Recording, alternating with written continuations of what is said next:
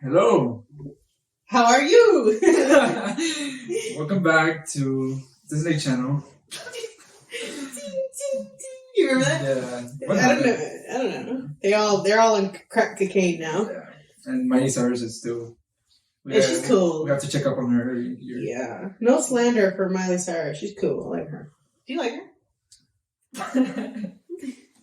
Not at all one of our topics today. But do you? The Unnamed podcast. Oh. But do you? Miley Cyrus? She's alright. Have you heard? I think she's much better now than how she used to be back in the day. But even the Wrecking Ball was kind of good. That was a good song. People just hated it. I think it was just the video. She was too much, but the lyrics were kind of good. It was a really good song. Yeah. All right, so what is this, episode Those 11? are the important topics to talk about. Is this 11? Yeah. We weren't here last week. I know we kind of said hi and then we just dipped. Why didn't we do it last week? What was I doing? I feel like it was my fault. Oh, I was at the flea market. No, it wasn't your. Well, yeah. Well, no. It wasn't your fault. No, it's just. It was a really bad weekend. Mario came to visit, and then. That was it. We just put it on Mario. It's on Mario's fault. If you're watching it, it's your fault. No. Well, just things get. But we're back on track. But we're back. Episode 11. Episode 11. All right, so you want to just go right into it? Oh, that's what I'm known for. That I don't know. Okay. No. So, I was trying to make it like into a sexual innuendo, but it doesn't make sense.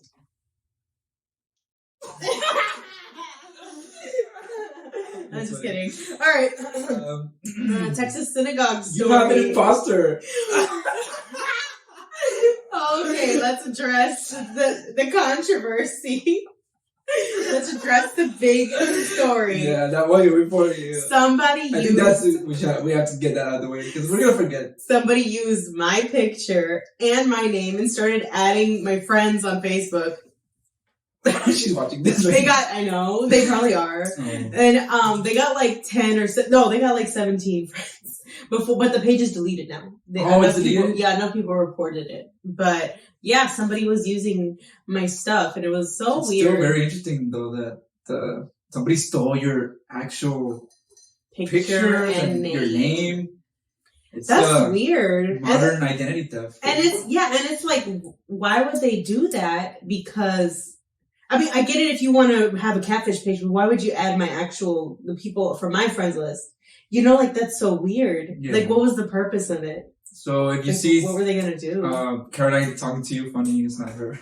Yeah, I don't check up on people. They were messaging the friends that accepted. I wonder what the objective was. Yeah, that's what I'm saying. Like, how could they have been... Maybe, I'm thinking they were scammers, because that's why they added the people that know me. Because, like, I'm checking to see which friends are good friends and which friends, don't really talk to you. And then, like, you'll get my social. Scammers don't go above and beyond, I feel like that was very planned out. Like, they had the last name, they got your picture, and then they did, like, a background. Yeah, they had the exact same background, exact same photo from my Facebook. That's what I'm saying. Maybe they were trying to confuse people and, like, get information from my friends. Are you the real candidate? Yeah. In the flesh. No. Do you have something to say to that person if they're watching? Please stop being Please stop. Please stop. Get away from my life. No. Super creepy. Well, aren't you flattered though? No. The people are trying to. They want your life. That they're. I don't think they want my life. I mean, they're literally recreating your life to. I don't know. It's weird. I feel weird, but I was thinking about this. But also worried. You should call it cops. Yeah. That's me. No, but it's like real life versus your online life. Like, it feels like a problem, but it's like, why is it a problem when it's something just like on the phone, on the social? Like, it's not real. Yeah. Like, they didn't take anything real from me. Like, they just like, they don't have my social security. They don't have my passwords to my Facebook or anything. So it's like, it feels like a violation, but it's not. Yeah. Because it's like, I mean, they didn't do anything. To me, it's just bothersome that there is like just the possibility that somebody out there could be stealing your own profile pictures and pretending to be you, or maybe even just change your name. Imagine like they could have, and like it just makes me think like how many times has this been happening to other people without them knowing? Yeah, without them knowing, because maybe they changed their names, but they're using the pictures and using different stuff. What if somebody's using your picture to Yeah, I think somebody's using like the picture. A prostitute in Russia, maybe, or something. Maybe. So that was what happened this week. So there's 2 Carolines now. But I'm the better one. So, but moving forward, I guess we'll take that off. Oh, the imposter. Oh, yeah. I guess I wrote the surprise back. Okay, so we're gonna talk about the Texas Synagogue. Yeah. What a weird story. It doesn't sound weird at first. Yeah. But when you started going into the details, I was like, why does it sound like a movie? This is one of those stories that, like, okay, unfortunately, how our times are that, another shooting, terrorist attack, all right, whatever. Let's, just a Tuesday, right? But, like, no, this, just from the story itself, right? Somebody comes into a synagogue and starts taking people hostage. Even the rabbi is being held hostage, and you would think, okay, this is it. It was just an act of terrorism and maybe even anti-Semitism. But then if you investigate the story just a little bit further down, you actually spend hours and hours. No, but you just like get some details out, and one important detail is that he was asking for the release of a woman named Siddiqui. Aafia Siddiqui. Oh yeah, Aafia Siddiqui, and that's where it started getting really complicated. Yeah, okay. So it's like, whoa, who is this Aafia? Why is he demanding for the liberation? Man, where is she? Like, and then so now you go further down the rabbit hole, and you find out that Aafia Siddiqui is actually being detained here in Texas too, Fort Worth, which is 20 miles away from where that was happening. Colleyville, because it happened in Colleyville, and she's being detained there. She was sentenced for 86 years, and before this, there were numerous accounts that she was being abused in this prison, and there's always speculation that she was sentenced for 86 years with evidence that didn't really stick, but because it was a terrorism case, because she was accused and attached to terrorists, Al Qaeda, and all of these things, once you're on the terrorist list, the government has clearance to do a lot of things, and that's the case with her. She's a neuroscientist who studied here like in this apartment. Here in I don't know what part of the U.S., but she studied here. And wait, did you say something like California? I don't know. There was something weird. She has some kind of affiliation with California.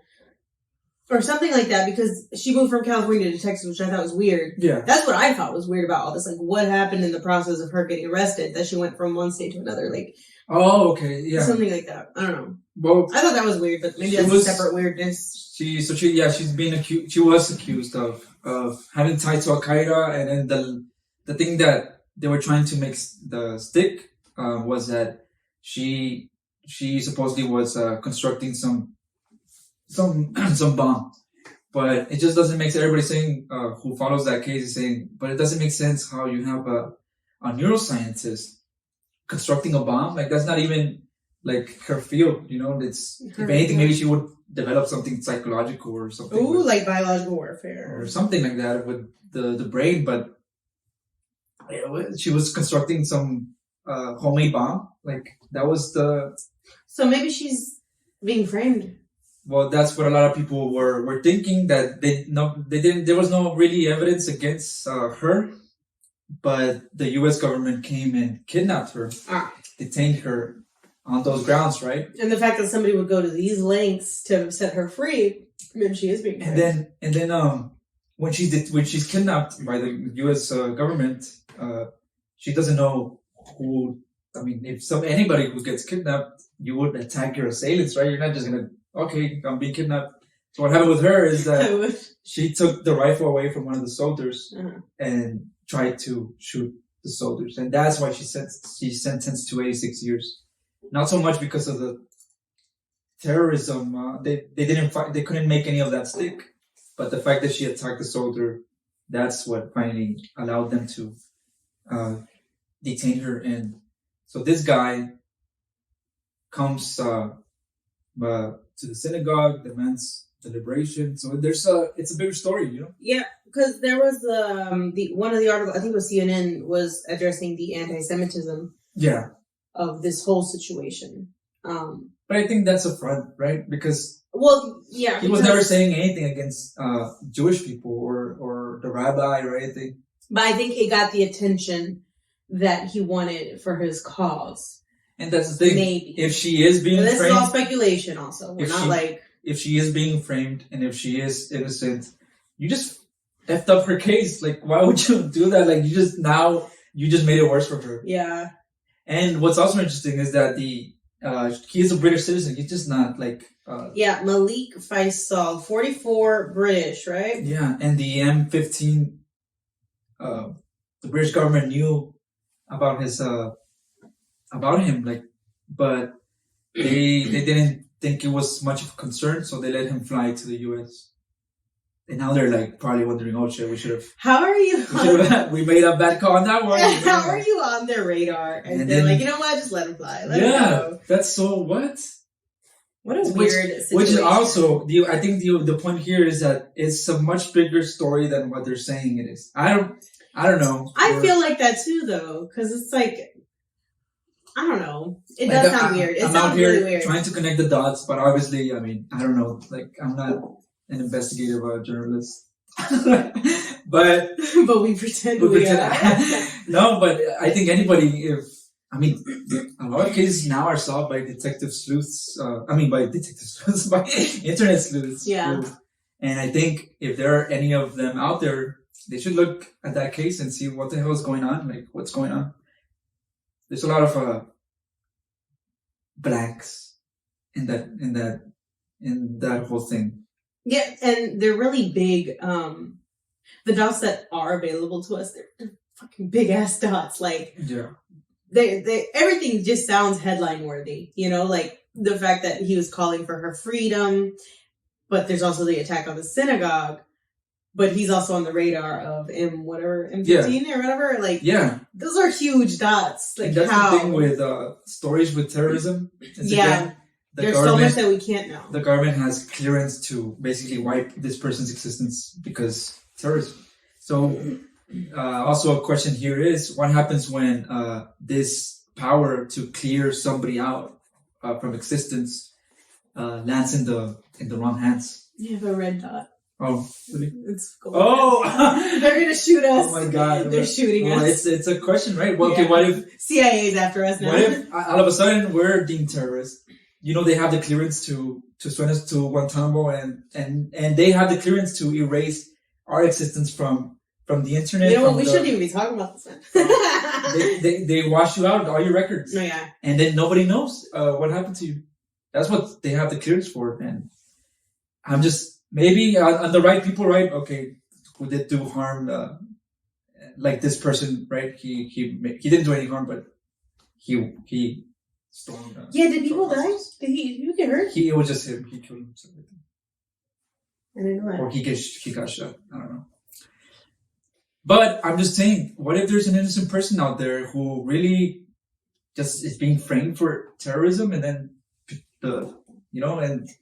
and this power is on the wrong hands, and all of a sudden, tomorrow you're cleared out, nobody knows where the fuck you went, and it's in the name of, hey, you're a terrorist. That's why I always share my location with my mom. No.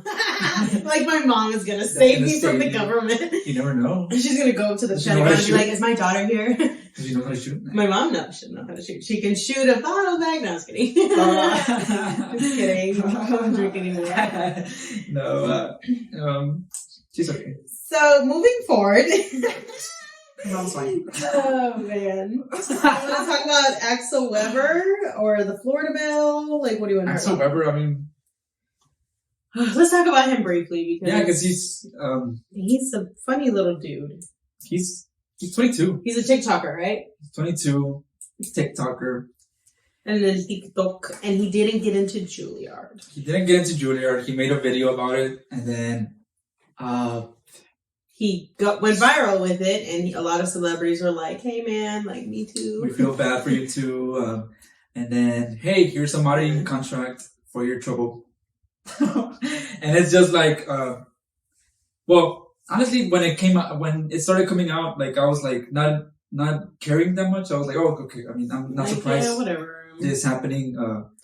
But then I started noticing that a lot of TikTokers of color, and specifically people who are also trying to get into the fashion industry or the media industry, they're saying, wow, like this is so sad to watch that we have some 22-year-old white person just for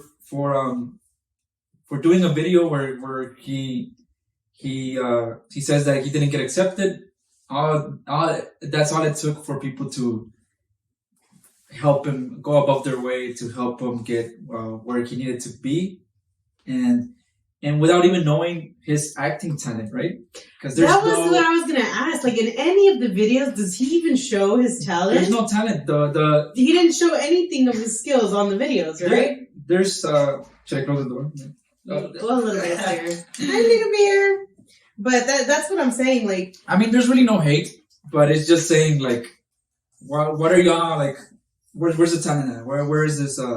Yeah, because you'll see some amazing singers, and so I find great videos of people who really deserve some kind of contract. Because some of these singers on all the platforms, like, but he didn't showcase anything. He just made the video. It was just like people were like, oh, because he lives in this really his videos are mostly him transitioning to New York and how he struggles in a small apartment of New York, and how he buys food from the market and all of that, and he's on a budget, and so a lot of poor. Yeah, and then there a lot of the comments are like, oh, it's Peter Parker, like, you know, it's and so they felt it's just amazing what how it's not. I don't think it's his fault.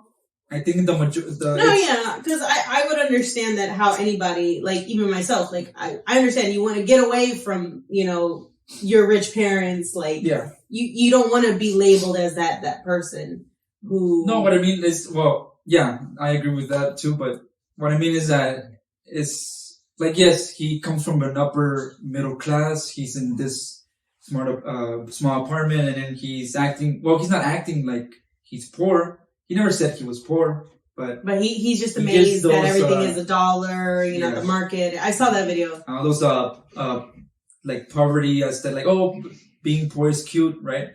And that's where the problem is, that he doesn't think that there's actually people who have to do this, not because it's like a new phase or a new chapter, or I'm finding myself in New York. Yeah, it's the way that he's showcasing. But we have to actually live like that to survive. That's what people are saying. So for you, it's cute and all of this, and it's exciting. For actual people, who live like that by necessity, you're living like that by choice, because his parents again are upper middle class. He has before he jumped in that TikTok industry. He there's videos where his neighborhood is on the videos, and it's a nice neighborhood. I saw the house; it's huge. And so again, it's not his fault. I think what the fault here is, there's nothing wrong with what he's doing, but the fact that he's showing it off on his videos and making it like, oh, this is my niche. This is what my content's gonna be about. That's the part where it's like, maybe you shouldn't do that, because like, if that's what you're really about, like you want to be independent of your parents, you want to do this, there's nothing wrong with that, but don't make that your thing. And I think it's not his fault that, like, I think it's mostly the masses' fault that they're so easy to impress when they see, I don't know what psychologically, socially. I guess it adds like hopefulness to the struggle. You know what I mean? Like, I don't know. I guess because he's romanticizing the struggle. That's what he's doing. And I feel like the masses, what they're doing is they're not checking themselves. Like, oh, wait a minute, maybe I shouldn't be excited about this. Yeah. You know, like we just fall for it and we like it. We're like, oh wow, it is kind of cool that this is $1. That's what I was going to say. There's just something psychologically when, like, and then the masses, when they see either a white boy or a white girl struggling, they automatically fall in love with it. It's like a movie. And let's go help him or her, and let's all unite for this cause. But like, what is it about that causes, And then after, like you said, they take a step back and like, wait, why are we helping this person? Like, what's? But it's just collectively, everybody falling into this love for white mediocrity. Yeah. And that's what happened. Even Charlie Puth. What's his name? The singer? Charlie Puth. Yeah. Yeah. He even gave him a shout out for what? Like I don't get it. Like, well, I mean, I was trying to research a little bit about Axel Weber. I was like, oh, well, maybe he actually has maybe YouTube videos where he acts, or maybe there's a singing situation involved. Not a one. Nothing. It was he's just. Maybe Charlie Puth went to his show. I don't know. He's just known for, again, documenting how he's struggling in New York.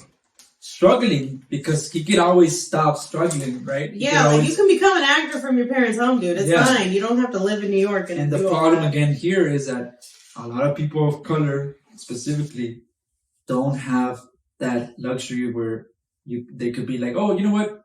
It didn't work out. Let me go back to my parents, or they don't have that much help, and they don't flock to the masses don't flock to help them. Yeah, to help them. So that's Axel Weber. So I don't think he did it on purpose, but we have to check ourselves. Why are we rushing? I think help this without even questioning who he is. Like, what if he's like a psychopath and we don't even know, or a sociopath? So shame on Charlie Puth for just like. Oh shit! Charlie. You know what? I've never really. I mean, just sidebar. But Charlie Puth, I've never been into him, and like he's supposed to be like this super genius prodigy with the what is it? The scales and the tone. What is it? Oh my god, what is it called? The notes. He can identify notes like naturally, like nothing. Like he can identify notes. He's really good with that stuff apparently. Yeah. But it's like every time I hear his songs, he sounds like he just sings like the same song. I don't fucking like Charlie Puth. I've never actually listened to him. So. I don't like Charlie Puth. I don't like Ed Sheeran. But of all these times that you all these opportunities, where you had to, he chose that you could have helped. Yeah, he chose that guy. Helped. You chose to get out of the way for again Axel Weber, who there's no any signs of where's his acting, where's his singing, just because, again, you fell for artists should help out artists. Like, look at their artistry first before you... But he fell for that, again. There's something psychologically in seeing a white girl suffer where everybody just wants to help out. And, let's not even lie. It makes Charlie Puth look good, too. Well, I think that was the whole thing. Yeah. Maybe his publicist was like, there's this guy. But yeah, now it looks bad. Now that we're looking back at it, but whatever. And also, I think the majority, let's not forget TikTok is still a majority kids in there. Yeah, so, honestly. You know what? It's so easy to forget that YouTube and like our viewers are probably... They're like, what the fuck are you talking about? But I don't know what they're talking about. I just like when they laugh. No. The kids listen to our politics. And that's why you add that factor. It's so easy to forget that. I forget that all the time. So all these people that pushed Axel Weber are actually kids who don't even know why it looks bad that this person is being pushed for no talent, for no reason, for not even trying. Oh. When you have other TikTokers or whatever who are actually trying and who are actually facing obstacles like systemic racism and discrimination, they're not being pushed freely. They actually have to work for it. Because the thing about mediocrity, it looks good on a white person. It doesn't look good on a person of color. Yeah. Media-wise. It's not me saying it. It's people in the media. Or really anywhere. Because even in the workplace. What is that term? That expression? Bare minimum? Twice as hard. Yeah, right. No, twice as hard to get half of what they get. Or something like that. You got to work twice as hard to get half of what they have. Yeah. Yeah. That's depressing. That's so sad. Okay, so moving on to something super happy. No, I'm just kidding. Oh shit! Text on the just on the train, Talley. Not happy. No. R.I.P. Yeah. R.I.P. Rest in peace, Andre Talley. He was. I wish I would have known more about him. I never. It sucks that. After people die, that's when we start when you hear caring, about them. or no, we're not caring. I wouldn't say caring, but that's when hear about them. For the most part, people like start investigating more about a person's life when they're unfortunately not with us. And Andrew Talley, from what I've have it, he was a big icon, titan in the fashion industry that always, like, he didn't always yell for equality in the fashion world, but he was about but he always nurtured it. Yeah, he was about it. Mm-hmm. He always made sure that Black people and brown people were getting spots in Vogue, and he's a very big variable.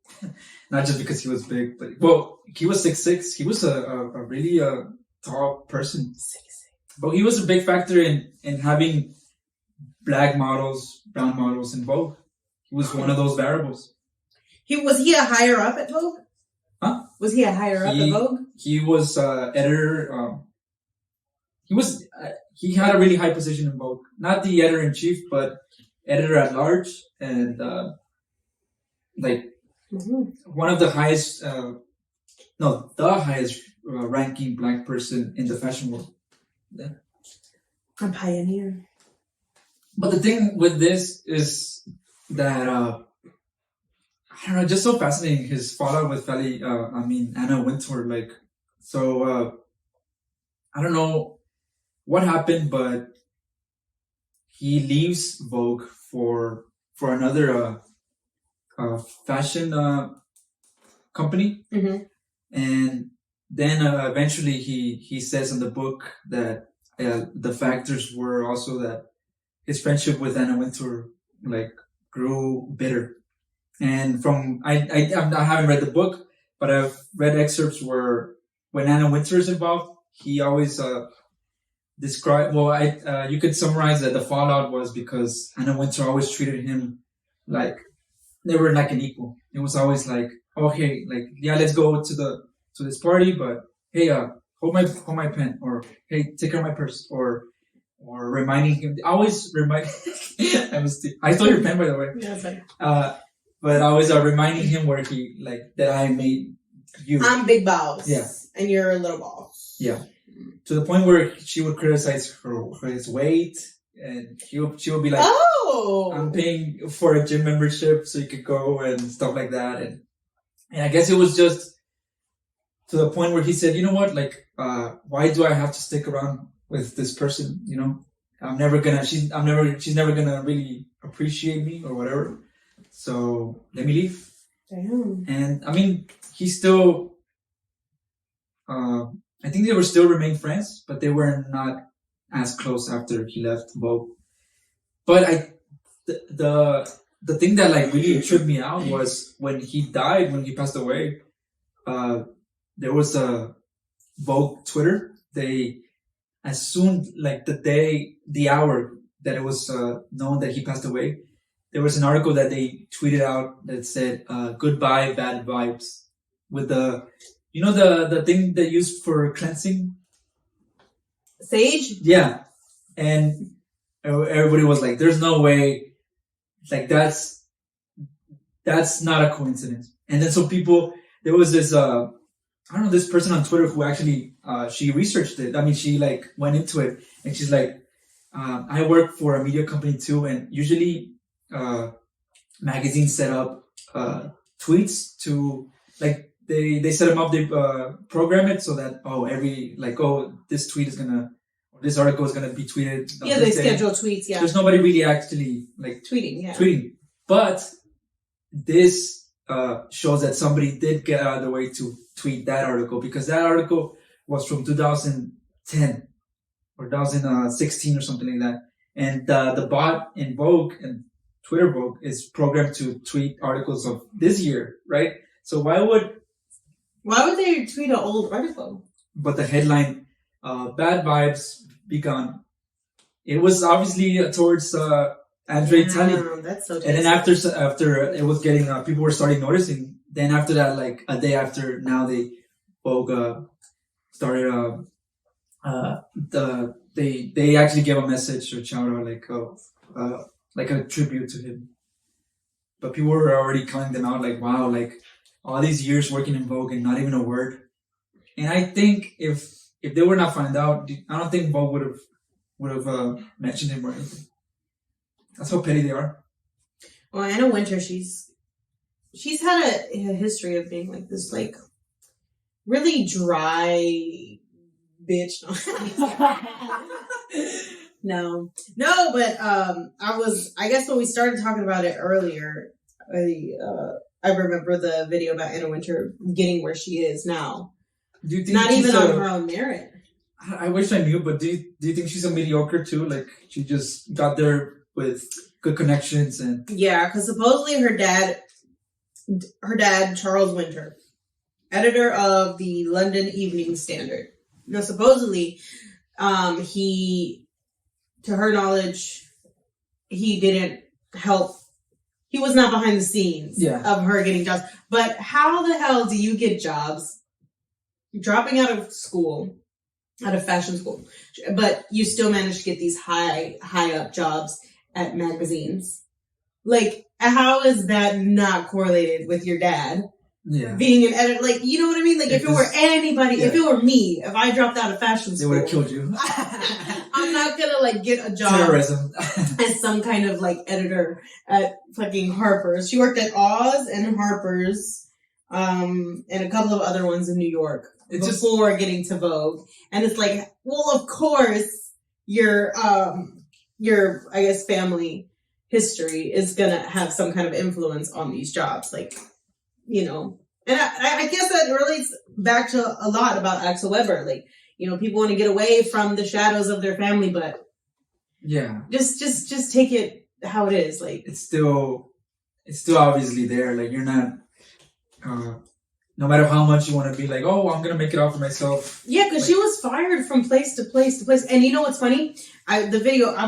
We'll find the video and put it up. But basically she was saying, oh, my dream is Vogue, my dream is Vogue. And every place that she went, she would let them know, like, oh, I eventually, you know, I want to get to Vogue. And it's like, it's like she keeps saying it until it happened.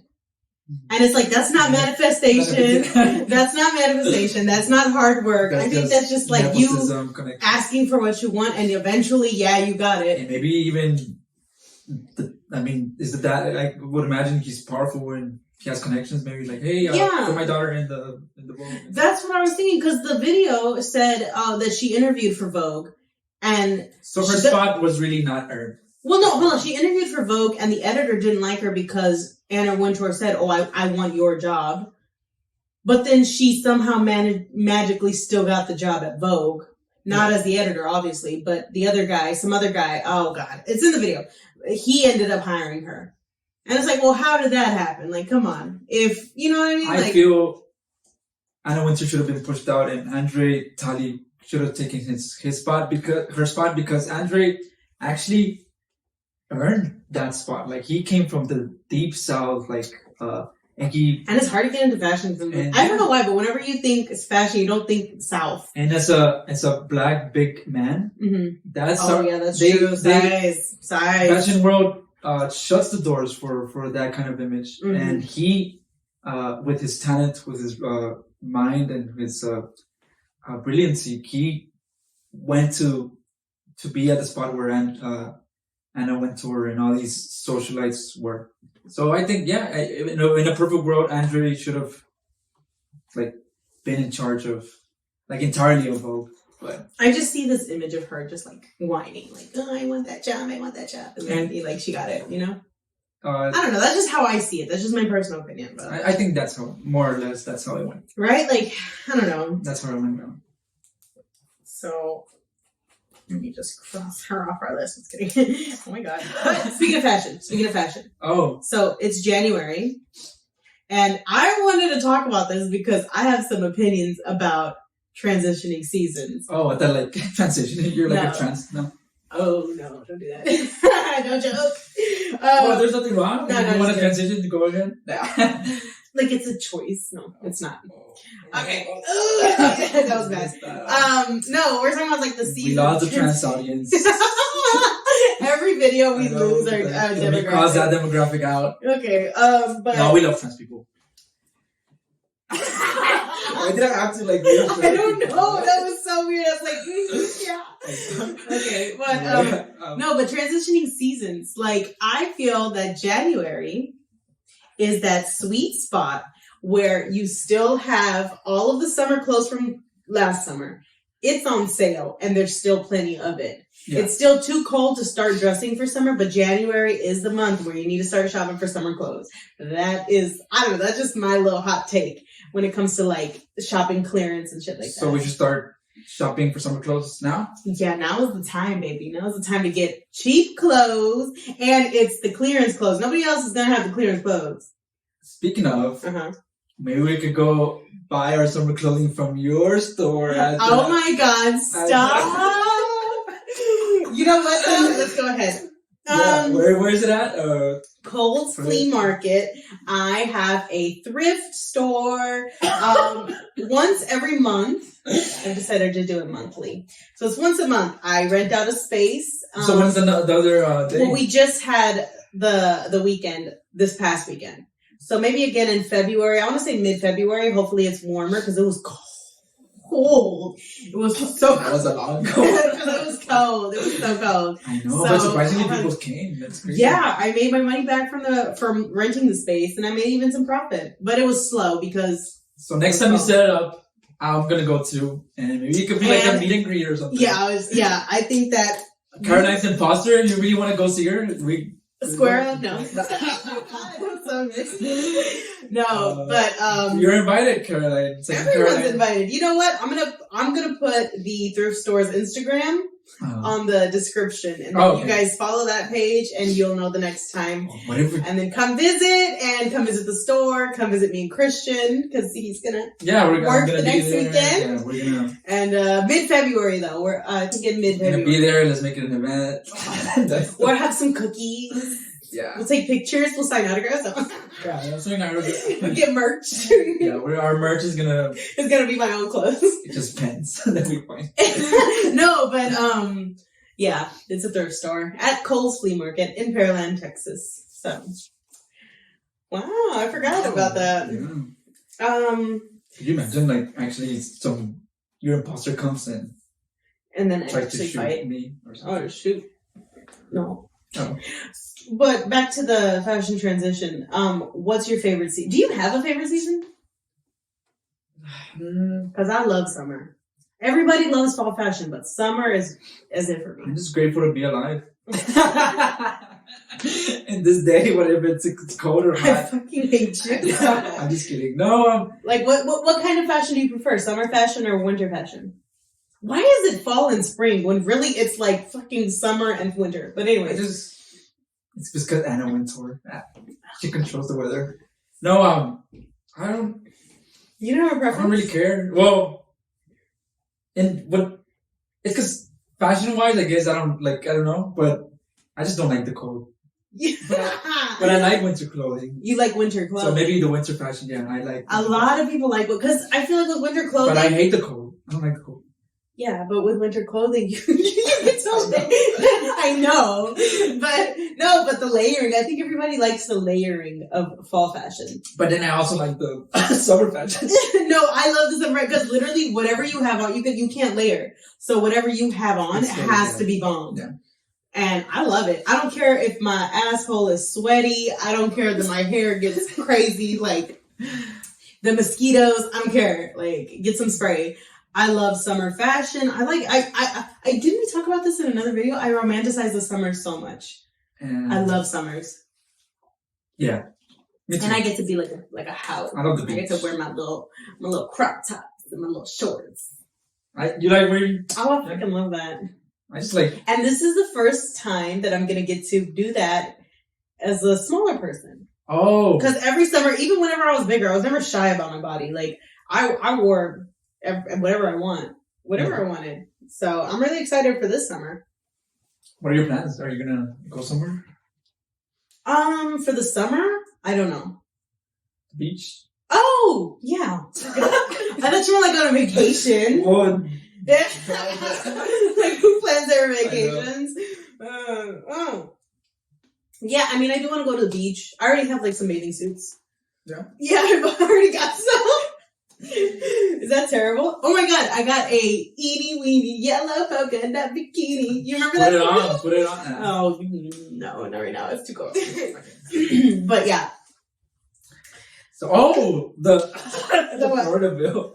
How do we move from that to something as serious as the Florida bill? I know. Well, the Florida bill. The Florida bill? SB 148. Well, actually, there's a new one now, but let's talk about 148 first. It's the one with the white people. So, it doesn't specifically, to my knowledge, it doesn't specifically say there's a bill against making white people uncomfortable. No. So basically, it's a bill. First of all, it was approved already by the state senate. It's approved? No. By the state senate education committee. So the committee that got the bill, I guess I assume that they authored the bill. So now they're going to get it to the floor.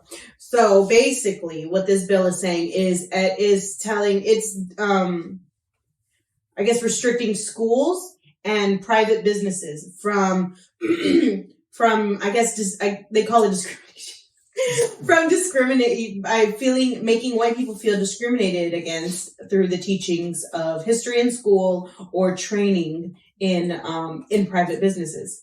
But isn't it so wild that that's how they're going to regulate that? That you could actually, it just shows when people say there's no such thing as systemic racism. How is it so easy to write a bill to protect the feelings of white people? And it's like everybody's approving it. It's on the way to be. It's on the way of being approved. So the bill is backed by Ron DeSantis, whoever the hell that is, and yeah. So now in schools, if you teach the U.S. history, the actual U.S. history, the slavery and all of these horrible things that happen, and obviously the protagonists of these were white people, right? If you teach it and you have a white student or a white becoming some sort they just don't want to hear it, then according with this bill, the teacher has to stop, the person has to stop and obey what the white person. Yeah, I think that there's some kind of guidelines or something that action can be taken. But it's so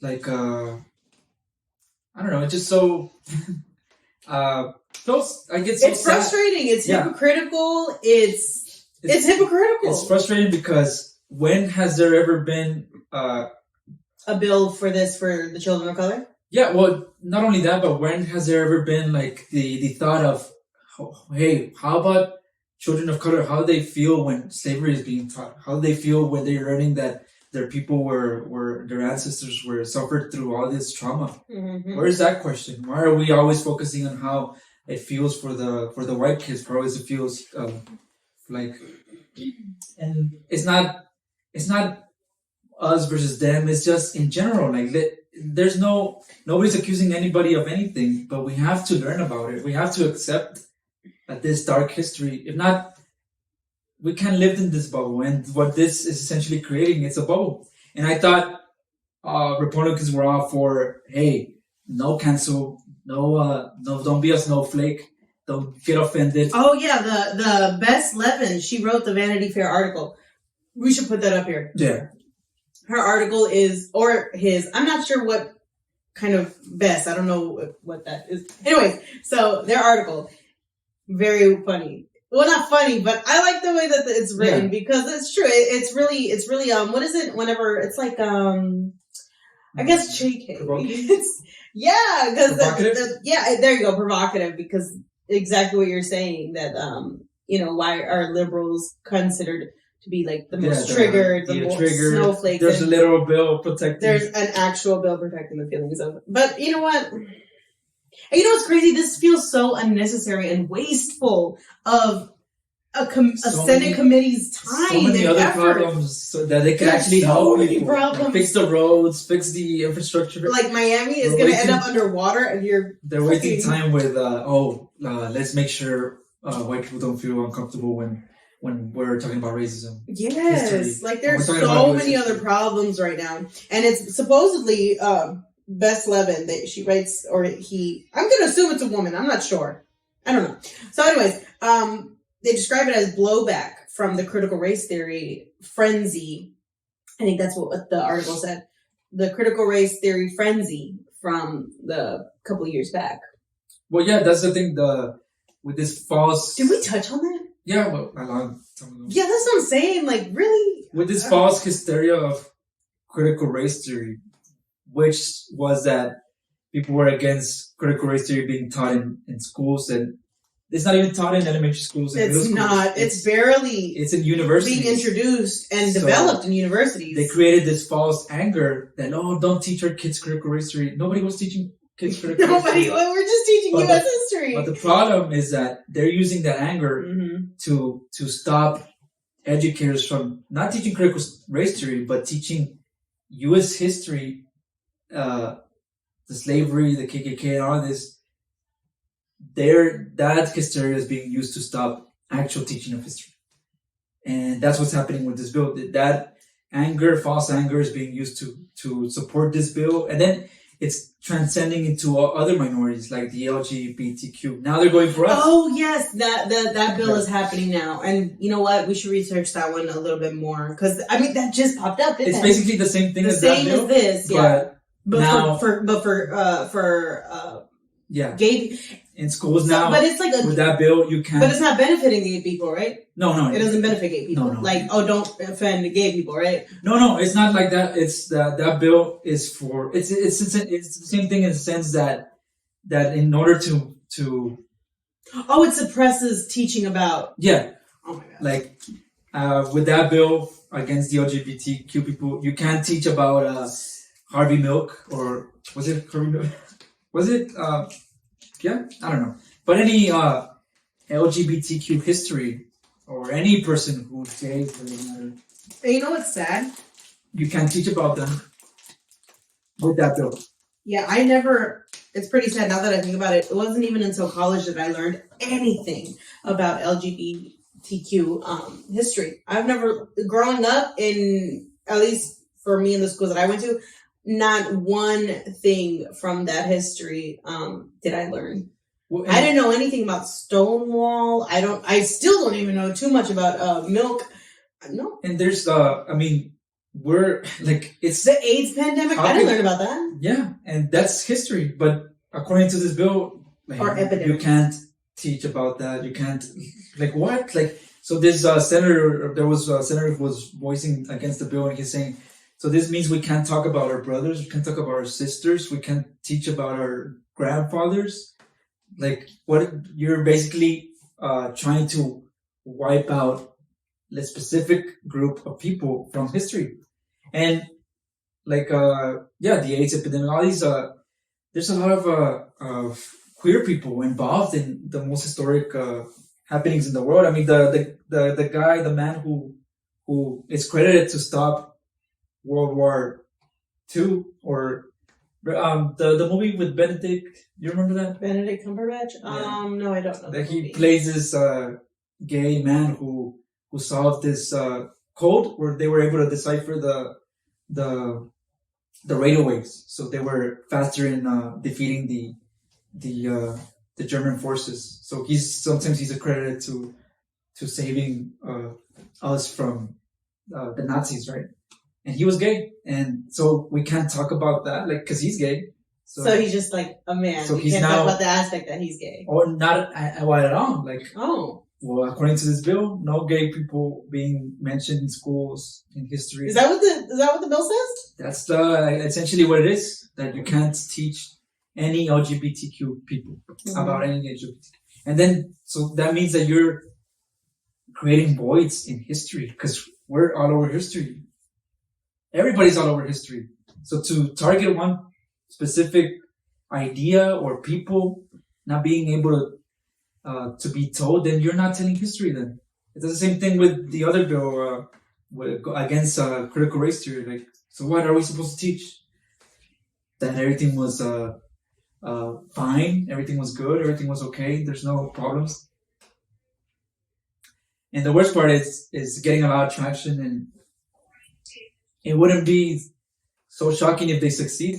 I think that this bill and the other bill, the way that they go hand in hand, I think whatever happens to this one, good or bad, will reflect, or I guess whatever happens to this one will probably happen to the other one. So if this gets approved, the other one will probably get approved. And the worst part is that, as if this does get approved, it sets precedent for so much bullcrap. And well, Texas Texas approved. Is gonna go. Texas approved bill after bill, just bullshit, useless bills. Well, like they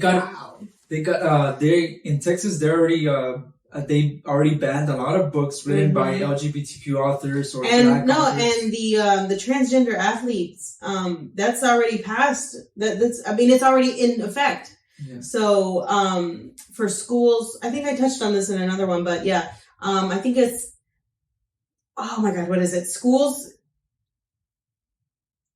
Sorry, hold on. I don't remember. Okay, hold on. I think it's, you can hear, like, my microphone. Oh, producers say, give me a, no, but I think it's like schools, like high schools. Your mental voice is like, yes, okay.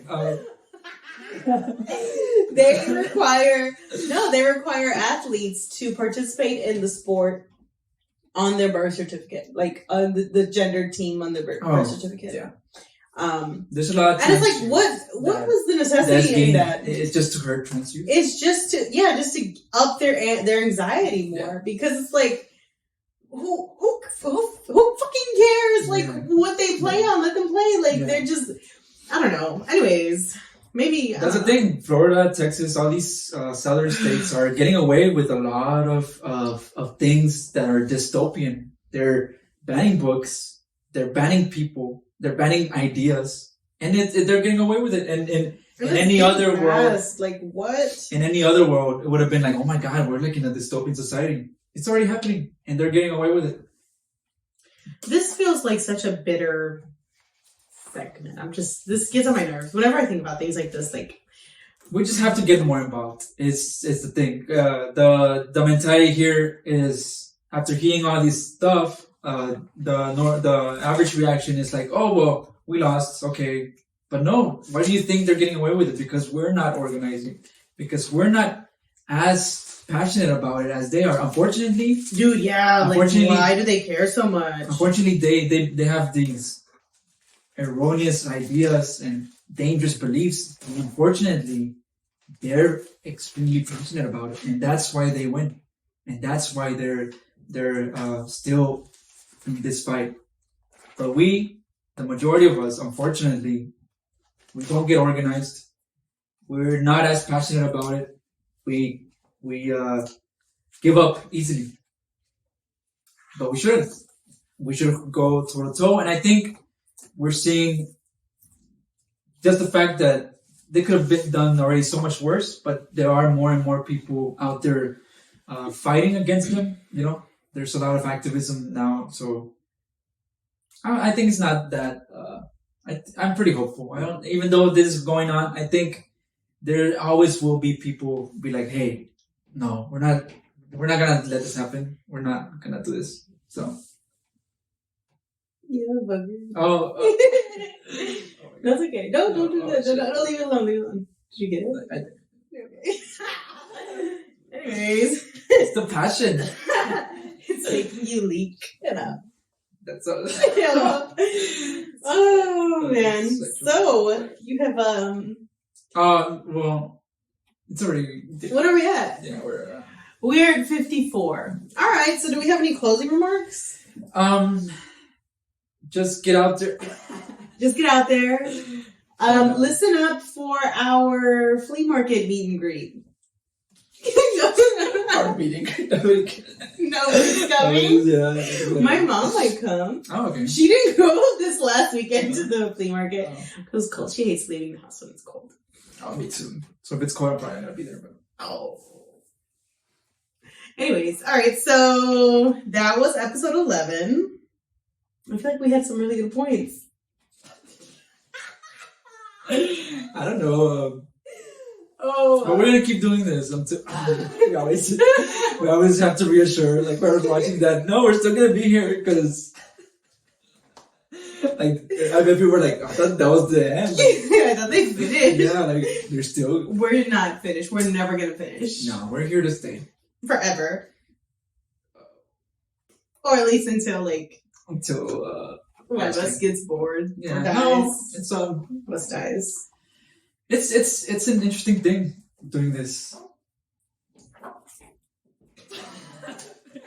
No, I mean like it's I don't think not a lot of people like, because everybody has an opinion, everybody has something, but to come and talk about it in front of a camera, and then putting it out there is very scary. It is. I mean, let's look back on the other episodes that we've done. We've just received a little bit of backlash when we talked about. I don't know if Rittenhouse. Probably y'all didn't notice, but Rittenhouse and all these other topics, like we received actual death threats. I got an imposter. Oh yeah, maybe. You think that's from this? You think that's from? But you know what the funny thing is? What? Okay. We didn't receive death threats, but we did receive like a whole essay and some comments, private comments where they were defending him and all this. And I noticed that at least when we were talking about those topics, a certain demographic were tracking us. Well, at least me, because in one of my Instagram pictures, there was a comment. Like in a note on Instagram. And I remember when they commented, I was like, what the hell? But it said, let's go Brandon. And I thought they just I thought they got confused and they thought I was Brandon. And they were like going, and I was like, oh, I don't want to. I feel bad like telling them. Did somebody do that to you? Yeah. And I didn't know that. You never told me this. I forgot until now. Dude. And then it all made sense, like receiving that comment. And then the other comment is like, oh, wow, they're onto us. Do you think that's my impersonator? Maybe. But no, jokes aside, at least we are making some type of enemies on the internet. So this is our last episode. Wow, I didn't know that. And for y'all who are not familiar with Let's Go, I think everybody knows. Everybody knows that. But conservatives like to act like nobody knows about it. Like, like it's a big secret. Yeah. Anyway. So when I saw it, I was like, oh, Brandon. This guy, he thinks he's Brandon. But no, it's a thing saying die Joe Biden or something like that. Or, something. I don't know why there's like, just because we're talking why about. would they go on a random picture? Can I see it? Let me see. It's well, we should yeah. Oh, okay, I'll post it on the. That's right here. Yeah. Okay. Wow. So I don't know if they're still following us, but if they're following us, hello, we're here. No, I doubt it. I mean, they don't care that. Well, you know what? No, I don't care. Whatever. Anyways, we're at the end of the day. It's not literally. What I was gonna say at the end of the day, we're not. We're getting riled up. No, at the end of the day, we're not standing on the hill of any political group. Like we're just here talking about. Not even like Joe Biden. Calling out Biden, calling out everybody who's doing detrimental things to society. And if they're, if that happens to be a Democrat, if that happens to be a Republican, then we'll call them out. I don't know why people just assume that because we're for all these things that we're Democrats or we're for 1,000% for Biden or stuff like that. Like no, if tomorrow Biden fucks up, hey. We're gonna beat him up. We're gonna. Nobody. Biden doesn't even like. Oh, what a threat from this podcast! Like, oh fuck! Like, let me not fuck up because the Unnamed podcast is gonna come for me. Why am I threatening people? Like, my threats are so. You're threatening the president. Oh my. Oh, if you don't see us, it's either because the Texas Synagogue story. We got sent to Quintana. We got really weird. Let's just close out this episode. Before we get fucking... Okay. Well, with that... that was episode 11. That was episode 11. Thank you for watching. Thank you for staying up to 11. Also, please come to my shop. Yeah. No, for real though. Like, at you least invite everybody to come. If y'all want to fight, I'm down. Yeah, he's down. He's my security. Yeah. Right. All right. Well, yeah. Okay. Bye.